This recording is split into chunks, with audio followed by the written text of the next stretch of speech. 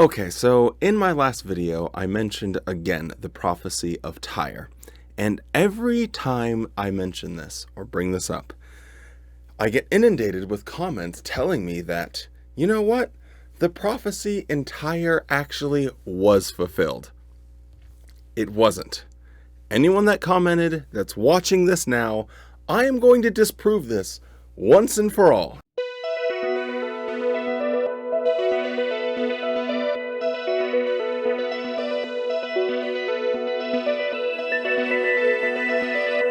First off, and I feel like I shouldn't have to give people a warm-up on, what is a prophecy. But apparently people don't really understand just the very basics of it. So this is going to be a JW Thoughts educational series on what's the difference between a prophecy and a prediction and how you can evaluate their validity. And it's very important to recognize because there's always going to be people saying that they predicted something or they prophesied something that they simply didn't. You know what we call those people? Liars. And this is what's going on with most of the prophecies in the Bible. So just to get everyone up to speed on what a prophecy is. So the difference between a prediction and a prophecy is obviously it's coming from a supernatural source or it has special meaning. There's certain predictions that people can make that are properly mundane. So if I go into Ben & Jerry's and I say they're going to have half-baked ice cream as a prediction, that's properly mundane. And honestly, who cares if we walk into there and they have half-baked ice cream or they don't have half-baked ice cream? It doesn't really matter. Now, when it comes to prophecy or predictions that are on a bigger scale, they take on more meaning because people actually base their entire lives and what they are going to do with their futures on whether or not these things come true. So they're very important. So when you have a prophecy, there's a few guidelines that have to be put in place beforehand. And the first one that's so obvious, and in my previous videos, I'm so generous with this because I give people that want to take the biblical narrative seriously a huge first step, because I just will concede that, okay, well, let's just pretend that the events that the quote-unquote biblical writer is talking about actually were written before that, before the event and before the fulfilled prophecy, because you need both. Now, if you are going to argue that you can prove that there are biblical texts that we know are original copies that were written and preserved for thousands of years, and they were before the event actually took place, I don't think that you will find a single example in the entire Bible. But I don't want to go down this manuscript and we can have faith because, they wanted to make sure that they were doing God's work so we can really trust in the manuscripts that we have. I don't even want to go down that route. And so when it comes to this prophecy of Tyre, I don't even want to have that debate. I could, but I don't want to. So I am conceding the first point about, what makes a prophecy. So a prophecy, you need to be able to have confidence that it was stated and preserved without anyone tinkering with the documents before the events actually took place. So I'm conceding that point straight off. Some of the other things with prophecy that are necessary, let's see, I guess just going off the top. First off, you need to know that it was actually a prophecy, right? So if I say that an apple fell off of a tree, and then someone is reading this prophecy that I made 300 years later and is walking by an apple tree and they see, the apple fall, and they remember, oh, wow, remember when Wally wrote that book and he said that this apple would fall. Wally must be a prophet. Okay, well, you need to establish that what the person predicted or prophesied is actually related to the event that you are connecting it to. That's just a baseline with prophecy. Anyway, with a couple of those precursors on, let's move on to the actual question of Tyre. Because if I do concede that first point of, well, we need to establish whether or not it was written beforehand, and we'll move that off to the side. Let's look at what the Bible actually says. Because I feel that, and that's why I use this example, the Bible makes this into a failed prophecy.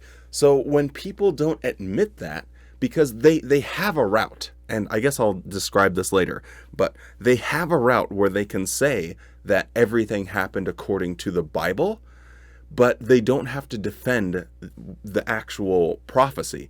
But people, for some reason, choose the worst option and try and defend this thing that didn't happen. And the Bible says it didn't happen, and it's demonstrable that it didn't happen. And they have a path, because there are certain Christian apologists that just kind of circumnavigate this. And okay, whatever, if you want to do that, that's fine with me. I don't care. It neither picks my pocket nor breaks my back, so it's okay. Anyway, as you guys can tell, I'm very excited. Let's actually get into the prophecy. I don't know how much of this I actually want to read, but I think it might be important because people are always bringing up the specific language, but they don't actually finish reading the thing in full context. So I think we're just going to read the entirety of Ezekiel chapter 26. Now, one thing I need to mention again, and it just has to go with biblical form criticism, and that's whenever you see a passage in the Bible and it says, Tyre will be destroyed, and then the next verse says, Tyre will be destroyed by this person. How do I put this best? You need to read the Bible with a blue, yellow, and green highlighter. Well, more colors than that, but because if you do that, and all of these instances where they say one thing and then they say the same thing immediately after, that's just bad writing, because it's like, okay, John crossed the street. On Tuesday, John crossed the street. On Tuesday at 3:45, John crossed the street. And then one person says, John never crossed the street. That's how the Bible is written. So if you go through with a highlighter and you actually mark the differences, it will teach you a lot that this is a compilation from several different authors and several that lived at different time periods. And they all had a specific goal in adding to the narrative, and then it was all compiled at a later date. Anyway, we don't have to go into that, but I'm going to read all of Ezekiel 26.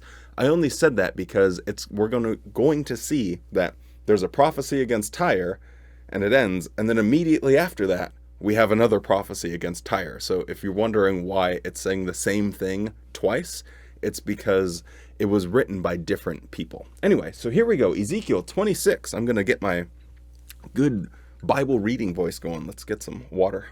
And it came about in the 11th year, on the first day of the month, that the word of Jehovah occurred to me, saying, Son of man, for the reason that Tyre has said against Jerusalem, Aha, she has been broken, the doors of the peoples. The trend will certainly be to me. I shall be fulfilled. She has been devastated. Therefore, this is what the sovereign Lord Jehovah has said. Here I am against you, O Tyre, and I will bring up against you many nations, just as the sea brings up its waves. They will certainly bring the walls of Tyre to ruin, and tear down her towers, and I will scrape her dust away from her, and make her a shining bare surface of a crag, a drying yard for dragnets. Is that? Dragnets is what she will become in the midst of the sea. Sorry, God doesn't know how to read. For I myself have spoken, is the sovereign Lord Jehovah. Okay, I'm going to stop doing the voices. For I myself have spoken is the utterance of the sovereign Lord Jehovah, and she must become an object of plunder for the nations. And her dependent towns that are in the field, by the sword they will be killed, and people will have to know that I am Jehovah. For this is what the sovereign Lord... Okay, so there we have, the pronouncement. And then in verse 7, so we have all of this. Okay, this is what Jehovah says. This is what Jehovah says. I'm going to tear down her towers. I will scrape her, and she's going to be a bare surface like a rock. The only thing, she's going to be a drying yard for fishing nets. She's going to be an uninhabited beach, basically. That's what it says. And then in verse 7, they just run it right back because it was written by someone else. For this is what the sovereign Lord Jehovah has said. Here I am bringing against Tyre Nebuchadrezzar, the king of Babylon, from the north, a king of kings with horses and war chariots, and cavalrymen and congregation, even a multitudinous... Sorry, there's too many eyes in there. We're going to move on. Even a multitudinous people. Your dependent towns in the field he will kill, even with the sword, and he must make against you a siege wall, and throw up against you a siege rampart, and rise up against you a large shield. And the strike of his attack engine he will direct against your walls, and your towers he will pull down with his sword. Owing to the heaving mass of horses, their dust will cover you. Owing to the sound of cavalrymen and wheel and the war chariot, your walls will rock. When he comes in through your gates, as in the cases of entering into a city opened by breaches. With the hooves of his horses he will trample down all your streets. Your people he will kill even with the sword, and to the earth your own pillars of strength will go down. And they will certainly spoil your resources, and plunder your sales goods, and tear down your walls, and your desirable houses they will pull down. And your stones and your woodwork and your dust they will place in the very midst of the water. And I will cause the turmoil of your singing to cease, and the very sound of harps will be heard no more. And I will make you a shining, bare surface of a crag. A drying yard for dragnets is what you will become. Never will you be rebuilt, for I myself, Jehovah, have spoken, is the utterance of the sovereign Lord Jehovah. So most people stop there, but I like to actually keep going, because if that wasn't clear enough on what God was saying would happen to Tyre, he makes it even more clear as we keep going. So follow me. This is what the sovereign Lord Jehovah has said to Tyre at the sound of your downfall. When the fatally wounded one groans, when there is a killing with slaughter in the midst of you, will not the islands rock? And down from their thrones all the chieftains of the sea will certainly come, and remove their sleeveless coats, and they will strip off their own embroidered garments. They will put on trembling spells. Upon the earth they will sit down, and they will certainly tremble every moment, and stare in amazement at you. And they will rise up over you a dirge, and say to you, how you have perished, that you used to be inhabited from the seas. O praised city, who became a strong one in the sea, she and those inhabiting her, those who gave their terror to all the inhabitants of the earth. Now the islands will tremble in the day of your downfall, and the islands that are in the sea must be disturbed owing to your going out. For this is what the sovereign Lord Jehovah has said. When I make you a devastated city, like the cities that are actually not inhabited, when I bring up over you the watery deep, the vast waters will cover you. I will also bring you down with those going down into the pit, to the peoples of long ago. I think pit right there is a euphemism for the grave, by the way.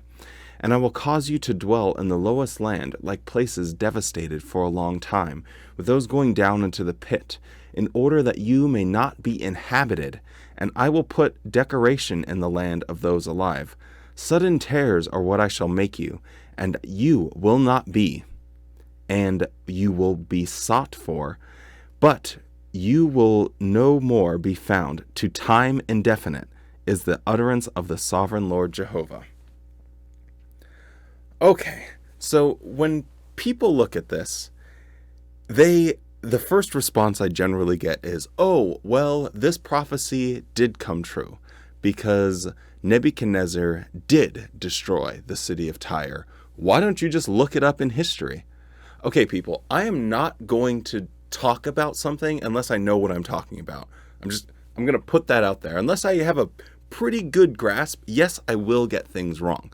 but unless I have a pretty firm grasp on it and I'll get 90% of the things right, I'm not even going to talk about it. I know about this, and I'm telling you, this did not happen.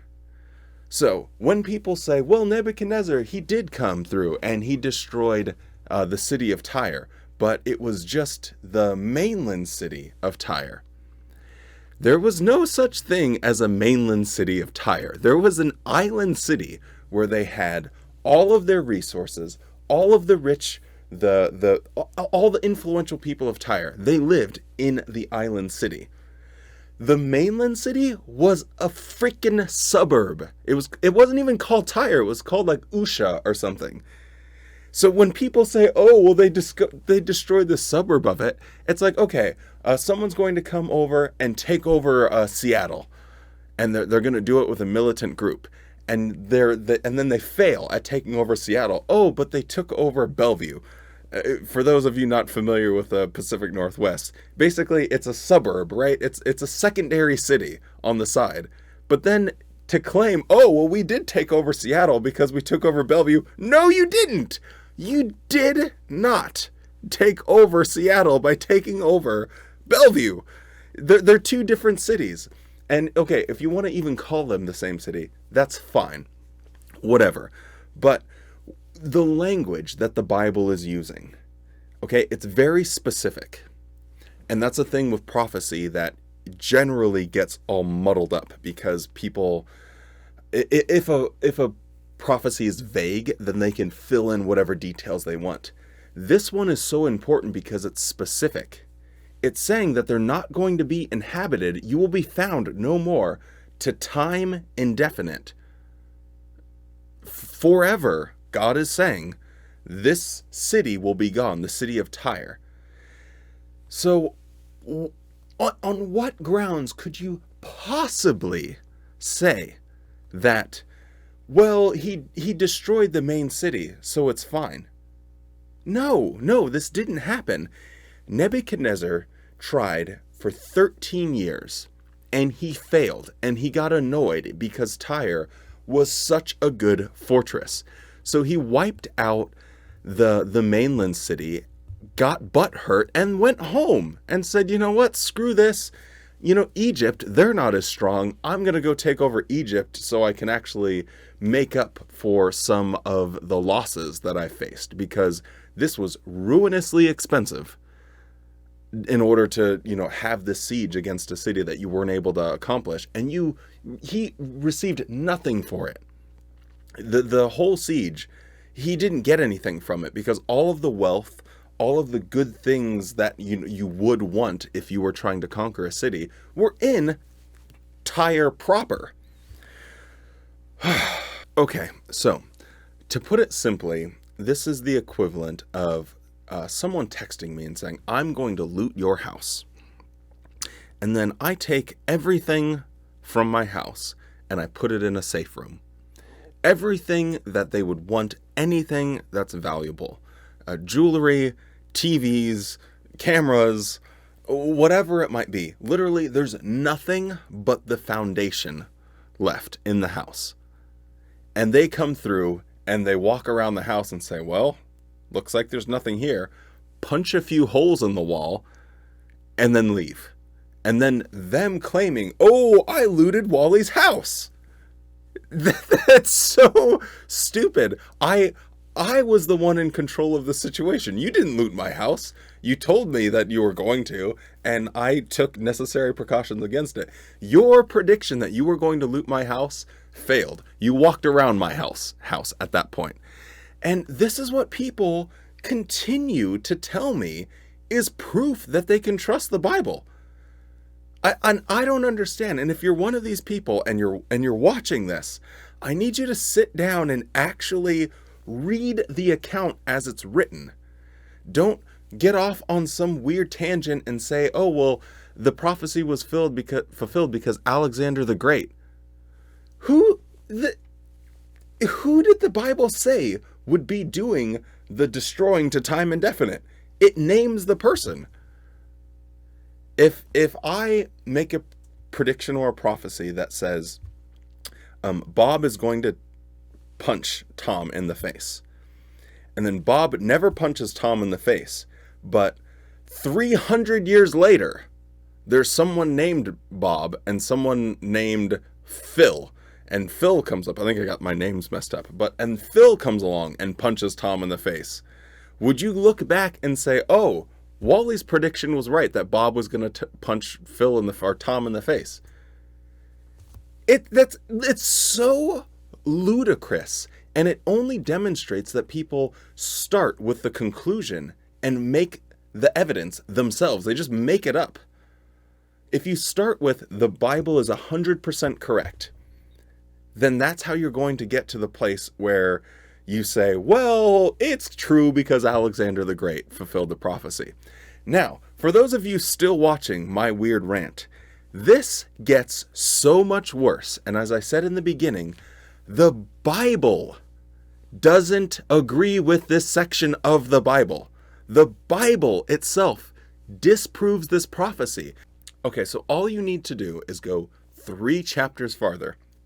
But there's more, because we're going all the way to the New Testament. Yes, that's right. Even thousands of years later, the Bible is still disproving this prophecy of Tyre. And I'm about to show you why. If you go to Ezekiel chapter 29, in verse 18, it says, Son of man, Nebuchadnezzar himself, the king of Babylon, made his military force perform a great service against Tyre. Every head was made bald, and every shoulder was rubbed bare. But as for wages, there proved to be none for him, and his military force from Tyre, for the service that he had performed against her. Therefore, this is what the sovereign Lord Jehovah has said. Here I am giving to Nebuchadnezzar the king of Babylon the land of Egypt, and he must carry off its wealth, and make a big spoil of it, and do a great deal of plundering, and it must become wages for his military force. As his compensation for service that he did against her, I have given him the land of Egypt, because they acted for me, as is the utterance of the sovereign Lord Jehovah. 3 chapters later, in the Bible itself, it says that Nebuchadnezzar failed. And because of this, God was like, you really tried hard. And I appreciate a good old college try. So why don't you go loot Egypt on your way home? And that way, you don't feel like you were working for free for me. It's in the Bible. Just read it. Just turn the page like 3 or 4 times. And the answer's there. This is a failed prophecy. Now, for anyone that wants to make the hilarious claim, well, Tyre was really never rebuilt after Alexander the Great destroyed it, so technically the prophecy was fulfilled. You know what, idiot?